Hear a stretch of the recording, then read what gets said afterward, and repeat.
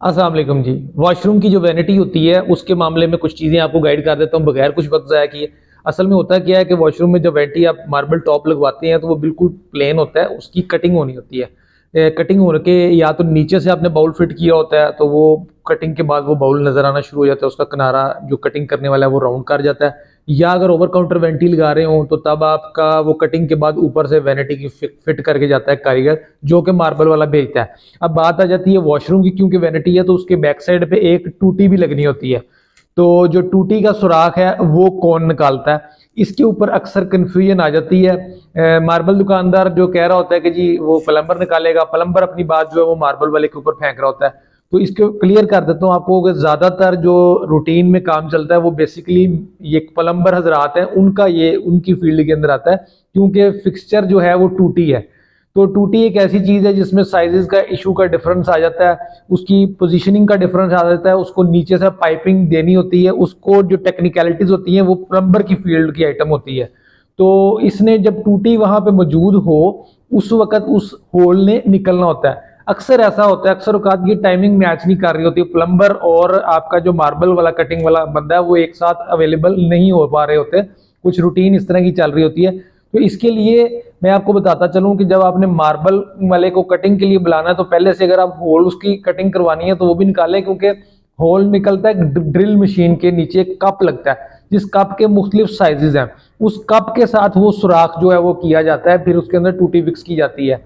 अब उसके सुराख के डिफरेंट साइजेस होते हैं, उनका मार्केट में टूटियों के भी अक्सर देखने में आता है, चाइना फिटिंग, लोकल टूटियां, थोड़ा बहुत साइज में उनका फर्क होता है। तो प्लम्बर को ज्यादा पता होता है कि कौन सा सुराख कितने इंच का निकालना है और किस पोजीशन पे निकालना है, लिहाजा ये प्लम्बर्स की फील्ड है। लेकिन फिर भी अगर आप मार्बल वाले से निकलवाना चाहते हैं जो वो सिंक की कटिंग करने के लिए है, तो उसको पहले से एतमाद में ले लिया करें, उसको बता दिया करें। उसके भी चार्जेस होते हैं, जैसे कि मैंने वैनिटी कटिंग चार्जेस पे भी वीडियो बना रखी है, मैं दोबारा से रिपीट कर देता हूँ कि जो कटिंग के चार्जेस हैं, जो हॉब फिक्स करवाते हैं आप, चाहे चूल्हा फिक्स करवाते हैं अपने किचन के अंदर, या आप वैनिटी वॉशरूम का बाउल फिक्स करवाते हैं, अगर आपने मार्बल लिया हुआ है, फॉर एग्जाम्पल टवीरा, बूटी सीना, सनी ग्रे वगैरह इस तरह की चीजें आपने ली हैं, तो उसमें वो 800 रुपीज हम साहिवाल में इस वक्त चार्ज कर रहे हैं। वैसे थोड़े से कई इलाकों में इसका रेट बढ़ भी चुका है, बड़े शहरों के अंदर।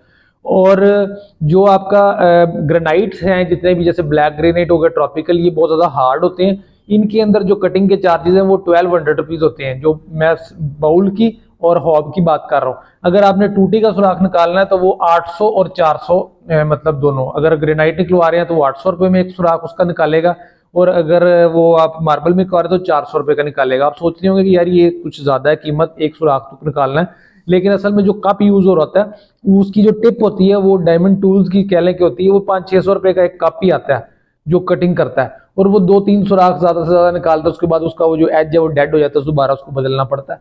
तो इसीलिए ये चार्जेस थोड़े से इसके ज्यादा होते हैं। ये मैंने आपको बताना था, क्योंकि हमारे यहाँ ये इस तरह अक्सर कंफ्यूजन आती रहती है। आज भी एक मामला ऐसा हुआ कि हमने कटिंग के लिए बंदा भेजा तो उसके पास ड्रिल नहीं होती, जो हमारा कटिंग करने के लिए बंदा जाता है उसके पास हैंड ग्राइंडर्स होते हैं। तो वो बंदा जब गया तो उन्होंने कहा जी टूटी का सुराख भी निकालना है। जब प्लम्बर से उन्होंने कहा जी प्लम्बर से ये बात करें, प्लम्बर ने निकालना है, तो प्लम्बर इनकारी था, वो कह रहा था कि नहीं जी ये मार्बल वाले ने निकालना है। तो ये कन्फ्लिक्ट पेश आया, जिसपे मुझे इसके तरफ भी आइडिया हुआ, मैंने सोचा आप लोगों को भी बता दिया जाए। उम्मीद है कि आपको कुछ चीजें क्लियर हुई होंगी, इसका पोजीशन एक्चुअली इसका फिनोमिना समझ आ गया होगा। अगर नहीं भी समझ आया तो कमेंट सेक्शन मौजूद है, उसके अंदर जरूर इसको हाईलाइट कीजिएगा, जो पॉइंट रह गया मैं उस पर भी इंशाल्लाह वीडियो बनाने की कोशिश करूंगा, या उसमें आपको एंटरटेन करने की कोशिश करूंगा। ये थी आज की वीडियो, उम्मीद है आपको पसंद आई होगी।